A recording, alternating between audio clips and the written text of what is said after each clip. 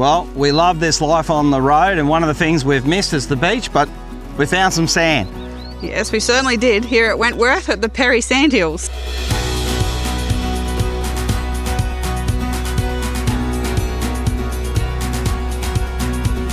Yeah, it's a great spot, isn't it? We've had a great time here in Wentworth, and one of the things we wanted to always do was the Darling River Run. So today we're starting that epic adventure, so can't wait. Looking forward to camping by the river, seeing the river in different spots and checking out some of those homesteads and stations along the way. Yeah, one of the things I've always wanted to do is see the Manindi Lakes. I can't wait to see that. There's water flowing in there right now, so that's going to be really cool.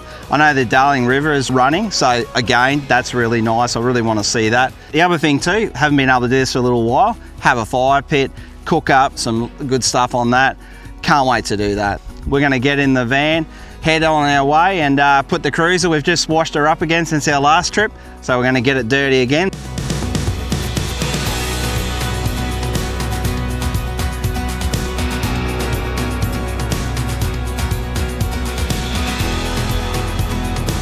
Alright, so the start of your Darling River run, you have to obviously have the Darling River, so it's so nice to actually see it flowing here today.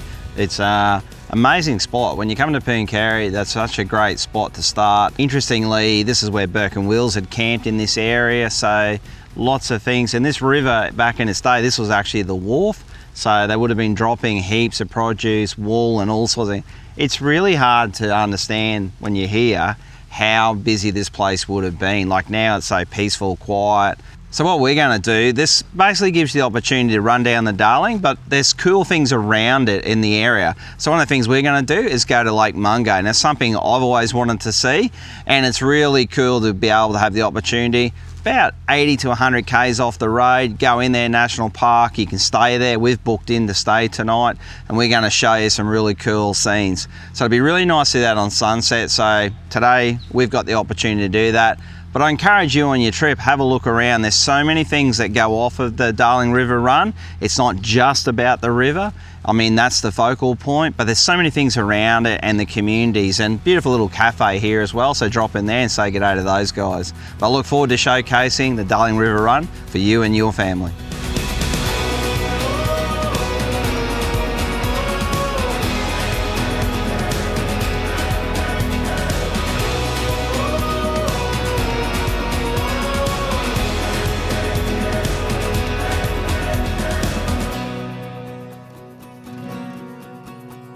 Well, we've just pulled off the main road here and we're about to head into Mungo National Park. So one of the key things we're going to do is let our tyres down. So I'm going to trust you with the trailer. Thanks. So basically we're going to let down, so these are Storn. You can get whatever brand you like, we carry them. Basically what you do, preset them. So we have 8 of them, so you can do 4 on the trailer, I can do the car. Basically, you can have them preset. Now, we let our trailer down to about 25, I think it is. So that's what you've got, Elisa. If you want to make your way down there, get that rolling. Really important because you're about to hit the dirt. I washed everything up so we can have a really good look later at how it affects dust, dirt, and all the rest of it. But one of the things you really got to do is let your wheels down. If you don't do that, I am telling you, you're going to do some damage to inside of your van. Not so much the van, but to your stuff. So I really encourage people to do that. The other cool thing here, as you hear the air starting to go, Stone Stomper. The other thing we've got on ours we can show you is also for communications. We run our Starlink Mini on the roof as well, and I've got that actually suction cap there. So that gives us full access to all our maps and everything while we travel. Those people who haven't done a lot of off-road travel, just make sure your airbags are set up correctly. So ours are on automatic. We tend to lift them a little bit when we're in rough conditions because obviously we're lowering our tyres, which actually lowers your van height. So I encourage you with airbags, and every Zone RV has airbags. Just bring it up a little bit now, get it back to a height that's good, because what can happen otherwise, you'll go through some big washouts and you can get yourself in some lower spots as well where it could potentially tap on something. We don't want that for you. So anyway, we're going to prep this up and then we're going to hit the dirt. Can't wait to get into Mungo National Park.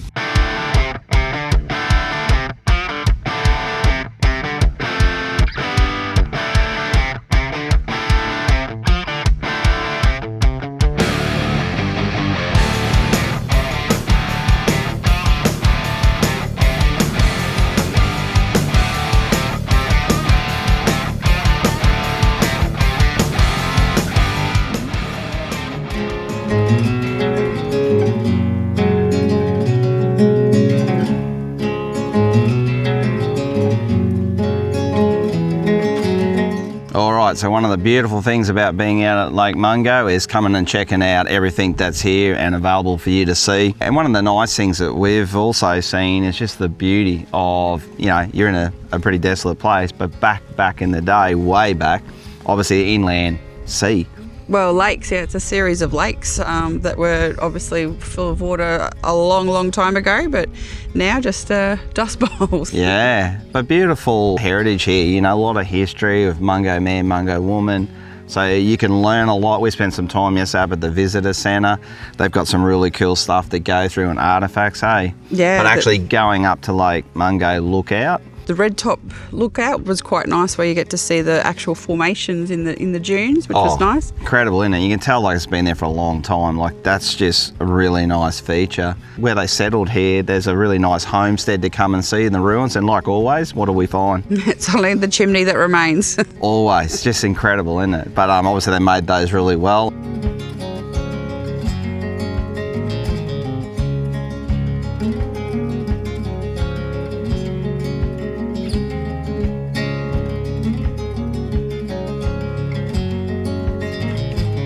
We look forward to showing you a bit more. We're going to get down and see Manindi Lakes because I really want to see all that bird life and have a look on the lakes. It'll be so nice.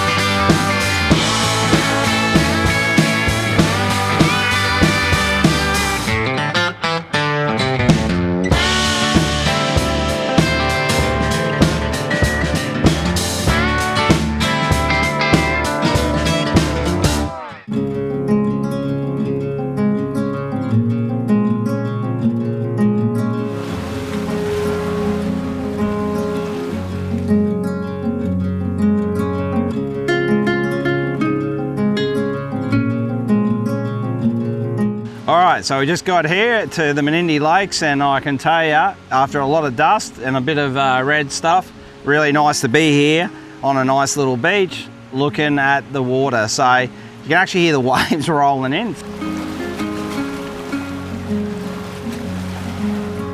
One of the nice things is just sitting around, bit of fire.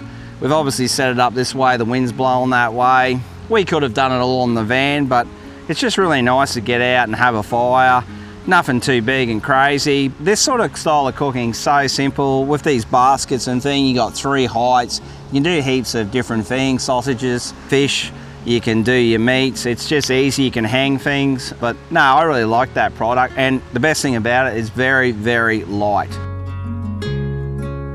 Really look forward to tonight. We'll cook up some stuff and we'll catch up with you a bit later.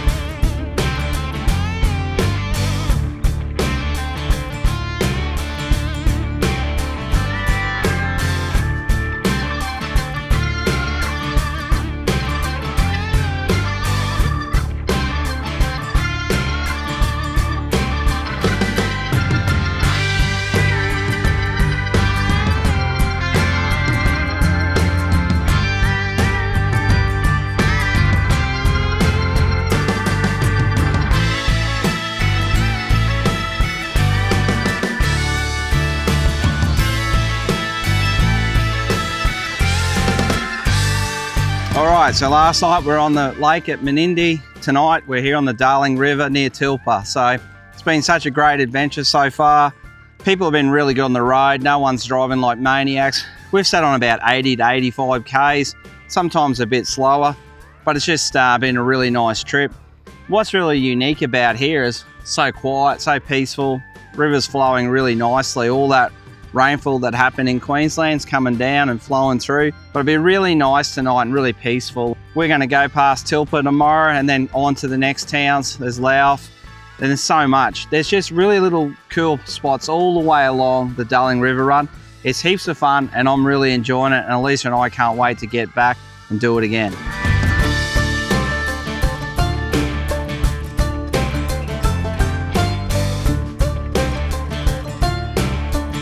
So I encourage you, Tilpa Pub, pull in and say g'day to these guys. There's lots of people I've seen come through this iconic pub. It is an absolute gem. Wish we could have got here when it was open, but it's a long weekend as well, so that's made it a challenge. But make sure you put it on your bucket list and get down here and check it out.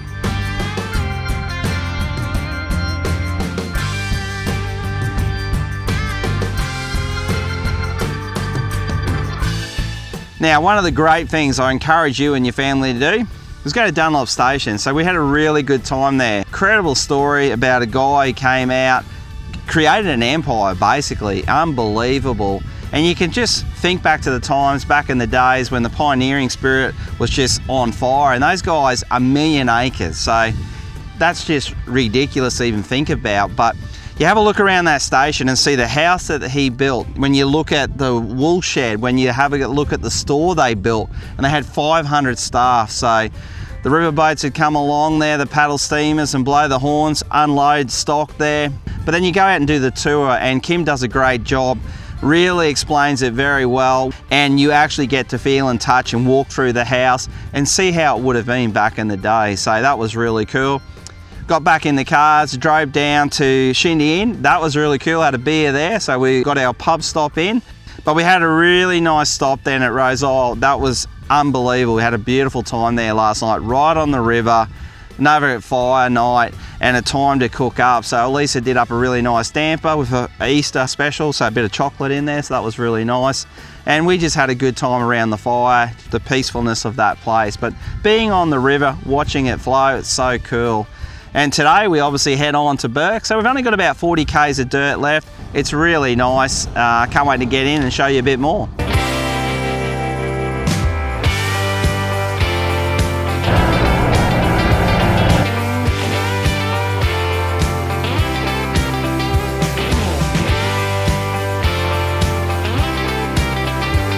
All right, we're coming to you from where?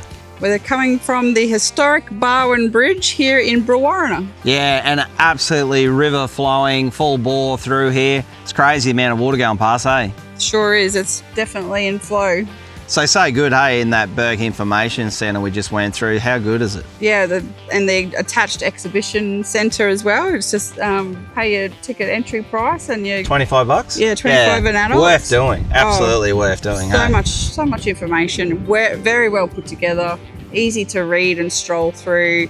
But that was exceptional. It was unbelievable, really, to be honest. Like, to see that, listen to that, watch the little animation, it was very...